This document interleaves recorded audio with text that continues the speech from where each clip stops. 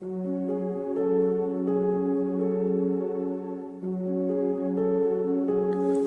darkness, my old friend. I've come to talk with you again, because a vision softly creeping left its scenes while I was sleeping. And the vision that was planted in my brain still remains within the sound of silence. In restless dreams I walked alone, narrow streets of cobblestone. Neath the halo of a street lamp, I turned my collar to the cold and damp.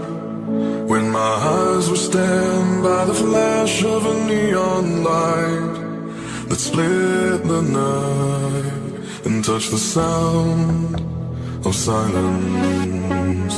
And in the naked light I saw 10,000 people maybe, people talking without speaking, people hearing without listening, people writing songs that voices never share, and no one dared disturb the sound of silence. Fools said, you do not know. Silence like a cancer grows.